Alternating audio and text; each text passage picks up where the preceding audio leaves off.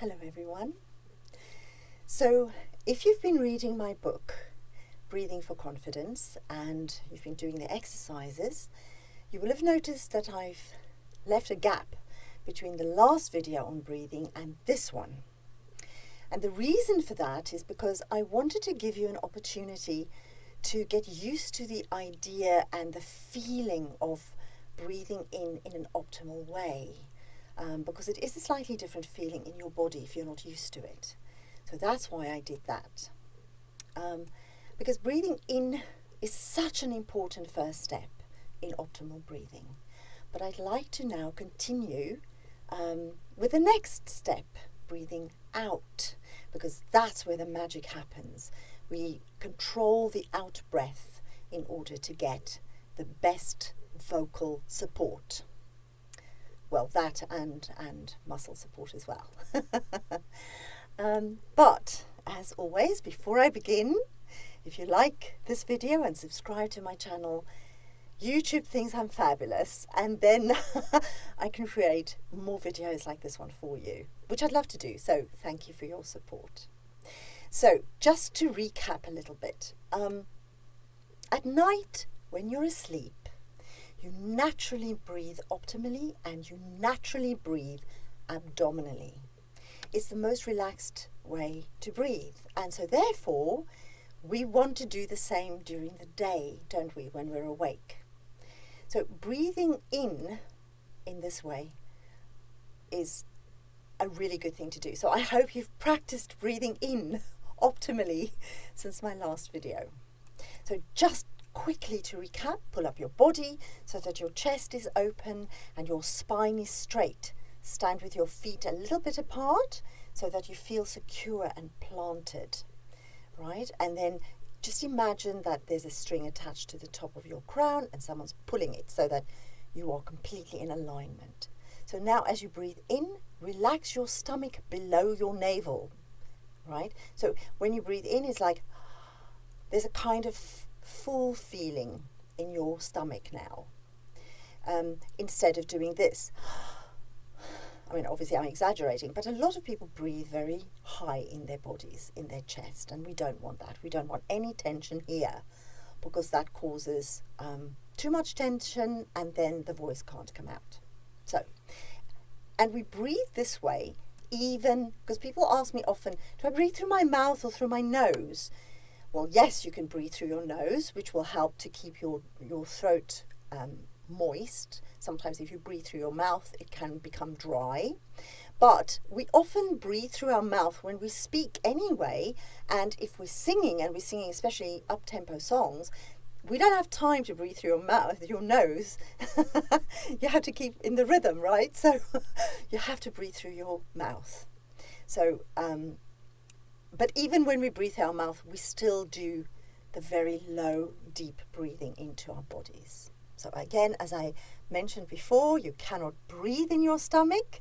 I sometimes say that, but I hope you understand. All you are doing is you're relaxing your stomach muscles when you breathe in. So don't pull your stomach in when you breathe in, relax it out. That's all it means, okay? So this breathing prepares your body to use specific muscles for good voice production. And so you may wonder, but why do I want good voice production? Well, you know this. Your voice is your most dynamic communications tool. It's often the first contact we have with someone on the phone, and it makes a very good first impression when we meet someone new, doesn't it? But there's much more to our voice than merely a great communications tool.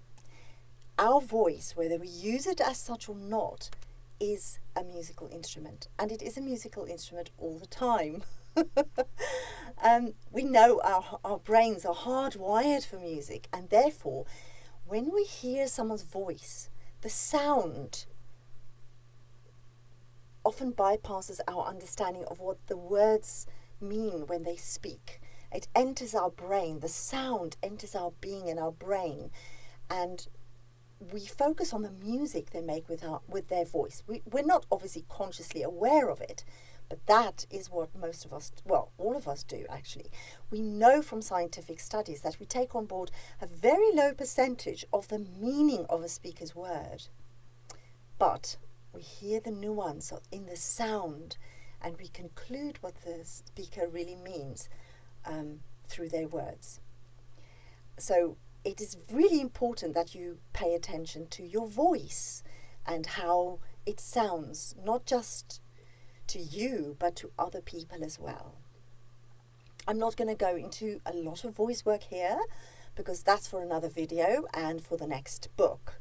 But I wanted to make you aware of why we use optimal breathing for good voice production and how important good voice production is in our lives. I mean, how often have you met somebody that they're lovely and everything, but the voice is like a creaky voice or something like that?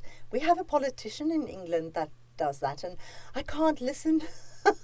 I can't listen to his voice. I have to switch off the sound on the television when I do happen to come across him. I don't watch television very often, but there you are. So the next step in optimal breathing for good voice production is to control our breathing as we breathe out. And that's where the magic lies, and that's also where the trouble lies, because most of us don't ever think about that. Now, the way that I teach it to my students may be a slightly weird thing to do, but it is, in my opinion, one of the best ways to do. The thing is, we can't see our breath and we can't see our voice. We can hear it, but we can't actually see it leaving our body, can we? So the way to visually look at what we're doing with our breath is to use a candle. That's what I do with my students. Now, if you are using a candle, please be careful, please be careful. And if you're a younger person doing this, you must promise me to make sure there's an adult with you and don't leave the candle burning on its own. I don't want anyone coming back at me and going, you said this and now my house is burned down. That would be awful. Okay, so don't do that. So I ask my students to count because that's the easiest thing to do. So we do a sort of sing-songy counting thing. We aim for as far as you can go. So I'll just demonstrate what I mean. So my candle is here and the flame. So we come closer so that you can you see every time the candle moves? That's how I breathe out. So I can see what I'm doing. If you put the candle out, you're definitely breathing too much out. If the candle flickers like this, it's possible, okay? So this is what I ask my students to do. Hold the candle, then breathe in so that your tummy expands. And now we count. 1, 2, 3, 4, 5, 6, 7. And you continue on as long as you want to. I'm just doing this for just to show you, really. But continue on. I mean, what we're trying to do is count as far as we can, okay? So we try to do sort of 20, something like that. So choose a goal that you want to achieve and then do that. Now, it is quite difficult to do, so don't beat yourself up if you can't do it straight away. This is what most people do. They do this. 1, 2, and then the candle goes out. So, of course, that means too much air has left your body. And what does that do? Quite a lot of things, actually. First of all, it doesn't allow you to use long phrases. So you speak in a choppy, almost staccato way. And that's quite disconcerting for people to listen to. Remember I said our voice is a musical instrument. And so in music, we use legato sounds to make people feel good about the sounds that we're making. Now, legato, what does that mean? Legato means connected sounds. I once taught a girl who said to me, oh, it means the notes are holding hands. And it is kind of almost that. It was very sweet of her. She was very young. And I thought, oh gosh, actually, that's true. That's what it's like. So when you speak, and you speak in a more legato way, it puts people at ease. It sounds nice, it sounds like music, and like I said, our brains are hardwired for music. We understand music, we love it, we listen to it all the time. Most of us can't imagine our lives without it. It's everywhere around us, and yet we don't use our voices like the musical instrument it is, right?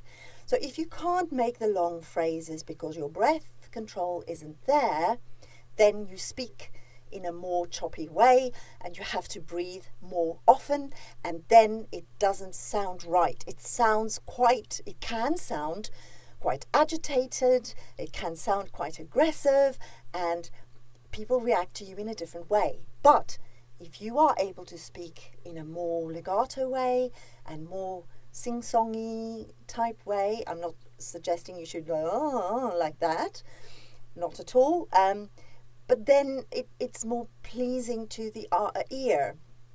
I mean, you're probably all familiar with people from Wales.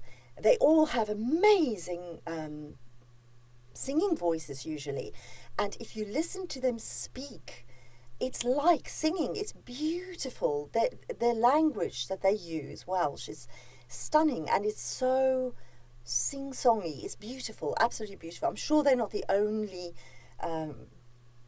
people in the world that does that. There must be more. I'm just mentioning them because they came to my mind. I know so many Welsh people, and I have so many Welsh students, and they all have these incredible voices.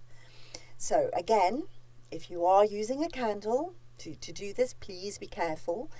And if you continue doing this and you continue the breathing exercises I gave you earlier, the breathing in exercise, and you now put it together with breathing out and you continue doing that, you will find that your breathing out increases the length of how long you can hold phrases and how long you can speak. And then speaking becomes a different thing altogether, and the way that you communicate becomes a different thing altogether, because then you are in charge of your voice and not the other way around.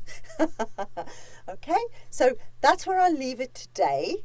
I hope that this was useful for you. If you have any questions or any comments, please leave them below. As always, I'll put some stuff in the comment box below the video so that you can see where you can find more information.